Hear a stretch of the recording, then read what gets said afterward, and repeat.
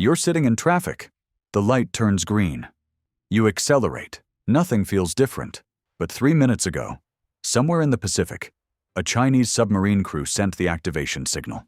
30 seconds later, American GPS satellites stopped talking to each other. Another 30 seconds after that, undersea cables carrying 99% of intercontinental data hit the seafloor in pieces. 12 seconds ago, malware that's been sleeping in your city's power grid for 3 years woke up. You've got 80 seconds before the lights go out. And you don't know. You won't know for hours. Because the first rule of peer warfare is simple. Remove the enemy's ability to understand they're under attack. Your phone works. The radio plays. But the war already started. And everything you think you know about how this begins is designed to keep you calm, while the systems you depend on die silently. A military expert who's gamed World War III 200 times knows what's really happening in the first hour. And these are the 6 truths they buried. Every simulation, every war game, every classified briefing that models World War III starts with the same assumption. The civilian population will not know it's happening until it's already over. Not because they're not paying attention. Because the entire opening sequence is designed to be invisible. The military expert who provided the framework for this video has run or observed more than 200 peer warfare scenarios. China versus the United States, Russia versus NATO. These aren't insurgencies. These aren't asymmetric conflicts where one side wears uniforms and the other hides in caves. These are wars between superpowers with satellite constellations, nuclear arsenals, and economies measured in trillions. And the doctrine is completely different from what you've been taught to expect. You think you'll have warning time. That's the assumption. It's built into every disaster movie, every news segment about geopolitical tensions, every public discussion about World War III. You imagine alarms, emergency broadcasts, time to react. You're thinking about the Cold War. You're thinking about September 12th, 2001, when everyone knew something had changed. That's not how peer adversaries operate. The first 60 minutes of World War III are engineered to feel like a normal hour. That's the whole point. Because modern military doctrine operates on a simple principle. Remove the enemy's ability to know they're under attack before they can respond. Official warning systems exist, but they're not designed to warn you. They're designed to keep you calm while critical systems fail silently. So what actually happens in Minute 1? Not on the news. Not in your city. But in the domains where wars are won and lost before you finish your coffee. Hidden truth number 1. The war starts 400 miles above your head, and you never see it happen. Modern military operations run on GPS. Every guided missile, every drone strike, every troop movement, every communication relay depends on satellites in low Earth orbit, providing precise positioning data. Without GPS, a superpower's military reverts to technology from the 1960s. Maps and compasses. Dead reckoning. Guesswork. So that's the first target. Within the first 3 minutes, kinetic kill vehicles and directed energy weapons eliminate GPS satellites. These aren't explosions you can see from the ground. A kinetic kill vehicle is just a solid piece of metal accelerated to orbital velocity. It impacts the satellite at 17,000 miles per hour. The satellite disintegrates. No fire, no sound, just debris spreading in a silent cloud that won't fall to Earth for months. Your phone's GPS still works. This is intentional. Civilian devices use a different satellite constellation with redundant backups. The adversary wants you to keep navigating, keep ordering food delivery, keep believing everything is normal. They're not targeting you. They're targeting the military infrastructure you didn't know was separate. 3 minutes after the GPS constellation dies, communication satellites start going dark. Military bands first. Encrypted channels that coordinate naval fleets, bomber wings, nuclear command and control, then intelligent satellites, the optical reconnaissance systems that watch troop movements, The radar satellites that track missile launches, the signals intelligence platforms that intercept communications. 8 minutes into the war, the United States military is functionally blind and deaf. Every eye in the sky is gone or damaged. Every high-bandwidth communication link is severed or degraded. Commanders can't see the battlefield. Units can't coordinate. The entire modern military doctrine that depends on information dominance has been deleted. And you're still scrolling social media. There's no debris field you can see. No flaming wreckage falling from orbit. No immediate sign that anything changed. The Kessler syndrome, the cascading collision of space debris that could make orbit unusable for decades, that's a secondary concern. The primary objective is already achieved. 8 minutes to blind a superpower. And the war is just getting started. But space is just the first domain, because while GPS satellites are dying silently in orbit, there's an even older network being destroyed. And this one, when it goes, takes the global economy with it. Hidden truth number 2. 99% of intercontinental data flows through cables you've never seen. Everyone thinks the internet lives in the cloud. It doesn't. The cloud is a marketing term for someone else's physical infrastructure, and the backbone of that infrastructure, the system that actually moves data between continents, is a network of more than 500 undersea fiber optic cables lying on the ocean floor. Your bank transaction to Europe doesn't bounce off a satellite. It travels through a physical cable. Military command sending encrypted orders to a carrier group in the Pacific. Physical cable. Every international phone call, every financial market data sync, every bit of information crossing an ocean, it's moving through glass fibers buried in the seabed. Satellites are too slow. The latency is too high. The bandwidth is too limited. For anything that matters, for anything that requires speed and volume, the data moves through cables. And those cables are mapped, documented, vulnerable. Russian and Chinese submarines have been loitering near critical junctions for years. Pre-positioned cutting charges attached to cables in international waters.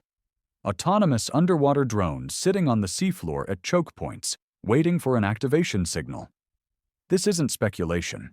This is observable reality that gets reported in defense journals and then ignored by everyone else. 6 minutes into the war, coordinated cuts hit 15 to 20 key locations. The transatlantic link between North America and Europe. The Pacific cables connecting the United States to Asia. The Mediterranean routes. All severed within a 4-minute window. Transatlantic communication drops by 80%. Financial markets freeze because they can't synchronize transaction data between New York, London, and Tokyo. Your bank systems are trying to verify your mortgage payment with a server in Frankfurt, but the connection is gone. Military encrypted communications try to reroute through backup satellite links, but those systems were designed for emergency use, not full operational load. Latency increases by 400%. Everything slows down. Everything becomes unreliable. And you still have internet. Your domestic routing is intact. You can still watch videos, check social media, send emails inside your own country. So you don't notice. You don't realize that the global communication infrastructure just got amputated, but international finance is severed. Military coordination across oceans is degraded to the point of uselessness, and the repair timeline for undersea cables is 3 to 8 weeks per cable. You need specialized ships, deep-sea submersibles, and calm weather. In a shooting war, those repair ships become priority targets.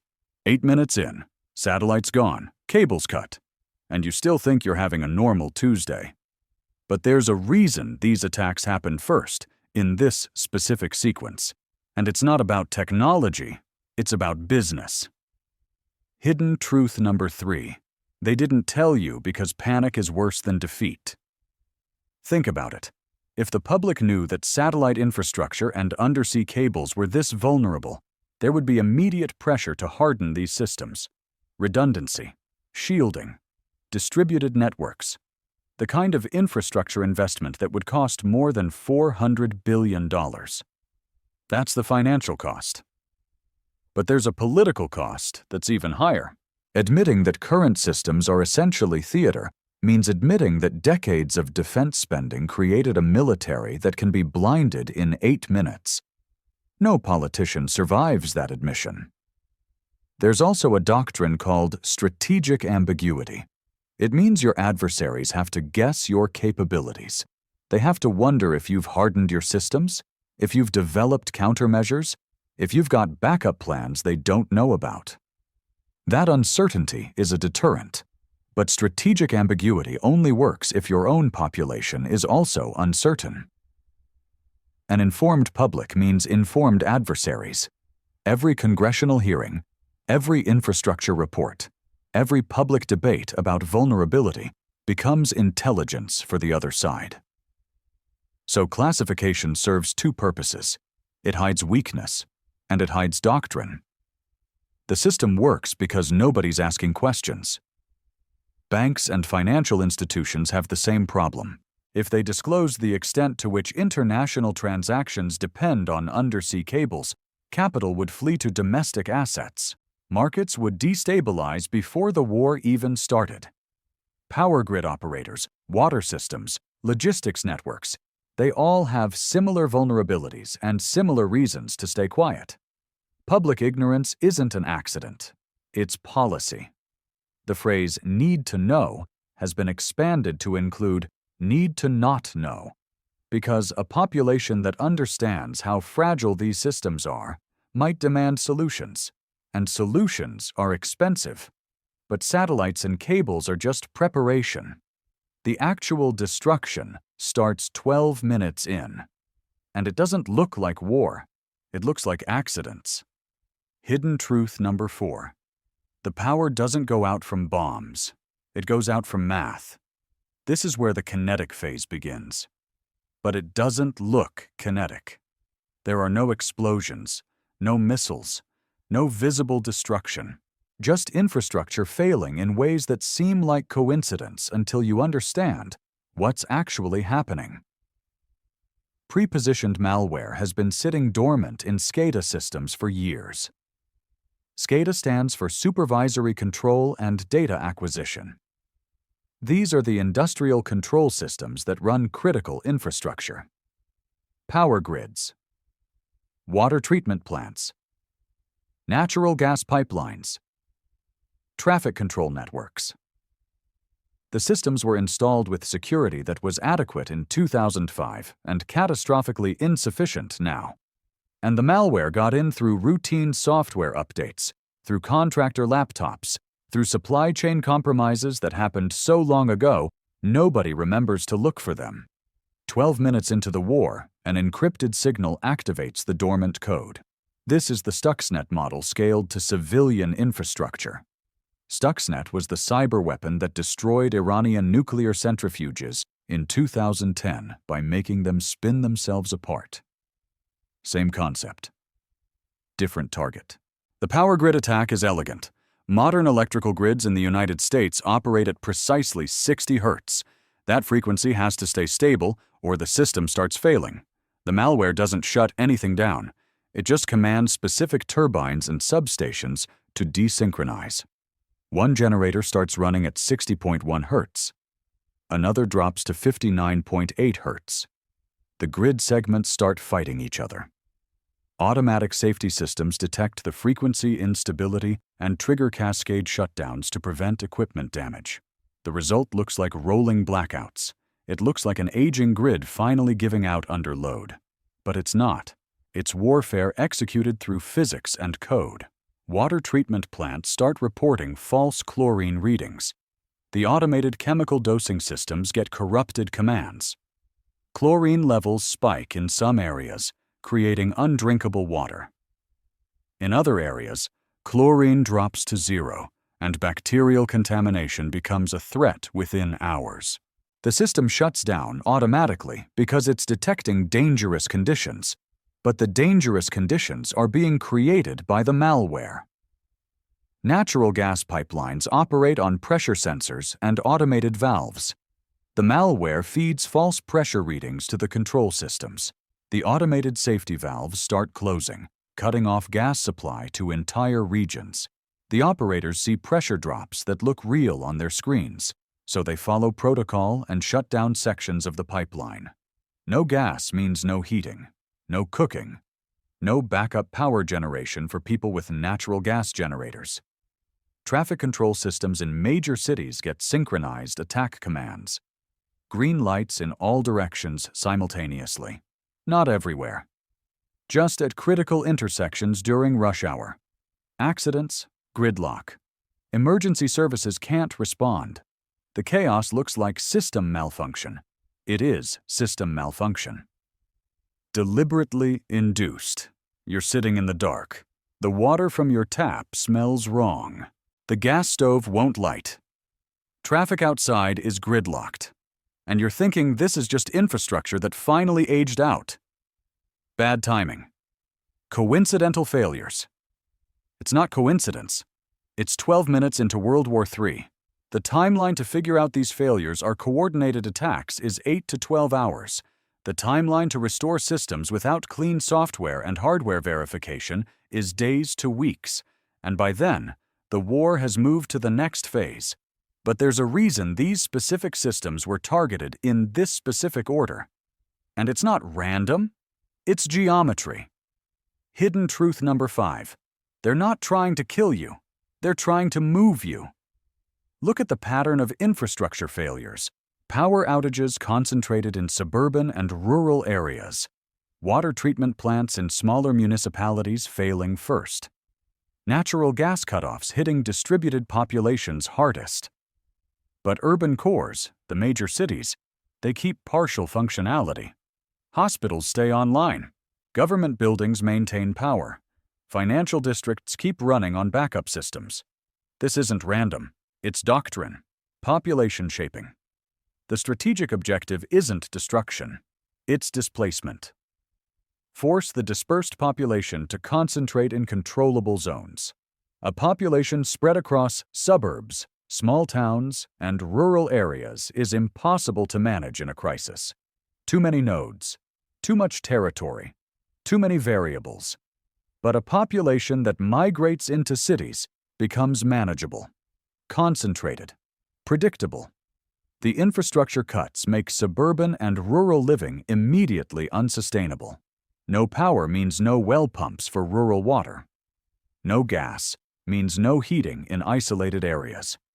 No functioning traffic systems mean supply chains to smaller communities break down within 48 hours. People start moving toward where the services still work. Toward cities. Highways and rail lines stay functional. One-way flow. Toward urban centers. You're not fleeing an invasion. You're fleeing the absence of basic services, and your destination is exactly where the adversary wants you. This is siege warfare updated for the 21st century. Historically, you'd surround a city and starve it. Modern innovation reverses it. You make everywhere except the cities unlivable, and the population concentrates itself. No bombs, no occupation force. Just infrastructure denial creating a refugee crisis inside your own country. The timeline is 48 to 72 hours before mass migration begins. 3 days without power, water, and gas in January, and people start moving. They think they're evacuating to safety. They're actually moving into control zones where martial law gets justified as humanitarian crisis management. The adversary's objective isn't to kill millions of civilians. It's to make the target government manage millions of internal refugees, overwhelm their capacity to respond, create chaos through displacement, not destruction. And you're helping. Because when your kids need water and heat, you're going exactly where they want you to go. So what do? Where do you actually go? What does a military expert who's gamed this 200 times actually prepare? That's hidden truth number 6. And it's the one that'll get this video flagged. Hidden truth number 6. The experts don't bug out. They gray man in place. This contradicts everything the civilian prepper community teaches. The fantasy of retreating to a remote cabin, becoming self-sufficient in the wilderness, living off-grid until society rebuilds. That's not what military insiders who've actually gamed these scenarios prepare for. Because remote locations make you vulnerable, isolated, dependent on systems that break first. The doctrine is called gray manning. Blend into your existing environment. Become unremarkable. Stay local. And prepare in ways that don't advertise what you're doing. First, distributed caches. Not a single stockpile in your basement that becomes a single point of failure. Multiple small supply caches hidden within a 3 to 5 mile radius of your home. Buried, concealed, deniable. Each cache contains enough to sustain you for 72 hours. Water filtration, high-calorie food that doesn't require refrigeration, basic medical supplies, hand tools. If one cache gets compromised, discovered, or becomes inaccessible, you have others. Second, neighborhood intelligence networks. This isn't about forming a militia or creating a formal organization that draws attention. It's about knowing who in your immediate area has useful skills, who has medical training, who can fix mechanical systems, who understands electrical work. Build trust before you need it. Establish communication methods that don't rely on digital infrastructure. Dead drops. Visual signals. Prearranged meeting points. Nothing that requires cell towers or internet. Third, dual-use skills. Dual use. The kind of knowledge that's valuable in any scenario. Water purification. Not just owning a filter, but understanding 3 different methods. Boiling. Chemical treatment with chlorine or iodine. Filtration through ceramic or hollow fiber membranes. Basic trauma medicine. Controlling bleeding. Treating shock. Recognizing infection. Mechanical repair. How to fix a vehicle without computerized diagnostics. How to repair a generator. How to maintain hand tools. The focus isn't on tactical gear. It's on capabilities that make you valuable to a community. Because in a prolonged crisis, the person who can purify water or set a broken bone is worth more than the person hoarding ammunition. Fourth, infrastructure independence within a 72-hour window. Military doctrine assumes the first 72 hours determine survival. If you can make it through the initial chaos without depending on external systems, your probability of long-term survival increases dramatically. Water. 3 methods minimum. Sawyer squeeze filters for immediate use. Calcium hypochlorite for chemical treatment. Ability to boil using alternative fuel sources. Power. Manual tools only. No dependency on generators that require fuel you can't produce. Food. High calorie, shelf stable, no cooking required. Peanut butter, canned fish. Dried fruit. Nothing that needs refrigeration or complex preparation. Fifth, disinformation recognition. The first reports in any crisis are wrong, deliberately or accidentally. Official channels will be compromised, spreading propaganda, or simply repeating unverified information. Trust direct observation over news reports. Trust what you can see and verify over what you're told is happening 3 states away. Specific actionable items. Sawyer mini or squeeze water filters. Manual can openers and hand tools. Physical maps of your local area, not digital GPS. Cash in small denominations. $20 bills and smaller. No electronic dependencies in critical systems. Why this information stays suppressed should be obvious by now. A self-sufficient population can't be herded. Distributed preparation equals distributed resistance potential. Governments prefer centralized civilian dependence because dependent populations are manageable populations. A prepared citizen is an ungovernable citizen. The pattern is clear now. 6 truths they buried. Not illegal, not classified, just inconvenient. Let's step back and look at what we just covered. 6 hidden truths about the first hour of World War III. 1. Space warfare happens first and invisibly. Satellites die in silence while you scroll social media. 2. Undersea cables are the real backbone of global communication, and they're mapped, vulnerable, and pre-targeted. 3. Public ignorance about these vulnerabilities is deliberate policy, not accidental oversight. 4. Infrastructure fails through cyber-physical attacks that look like coincidental system breakdowns, not warfare. 5. The goal isn't to kill you, it's to move you into controllable urban zones through infrastructure denial. 6. Actual military preparation focuses on distributed resilience and gray man tactics, not remote bug-out fantasies. That's not an accident. That's a pattern. Modern warfare doctrine requires an ignorant civilian population. An informed population creates strategic unpredictability. A government can't efficiently herd people who understand the game being played. So every institution has aligned incentives to keep you uninformed. Economic interests align. Public awareness of infrastructure vulnerability creates market panic. Financial systems destabilize before the shooting even starts. Better to keep everyone calm and transacting until the system actually breaks. Political interests align. Admitting that satellite constellations and undersea cables can be eliminated in 8 minutes means admitting decades of defense spending created a military that's functionally blind without them.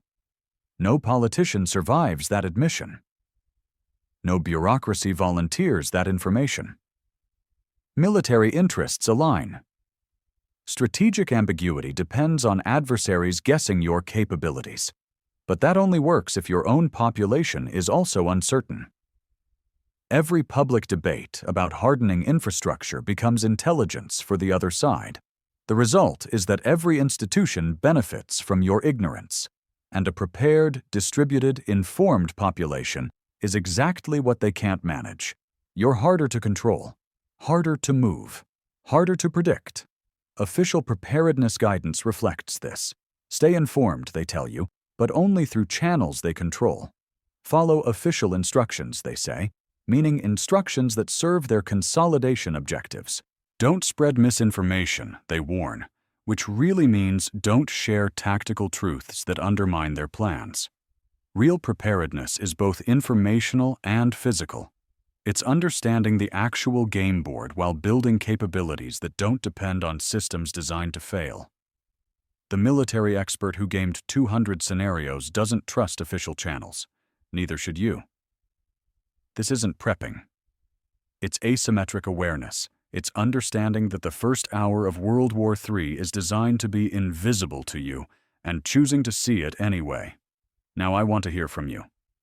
What other aspects of modern warfare do you think stay hidden because they're too inconvenient to acknowledge? Drop it in the comments, because the more people understand the actual game board, the harder we are to move. Stay informed, stay distributed. Strategic ambiguity works both ways.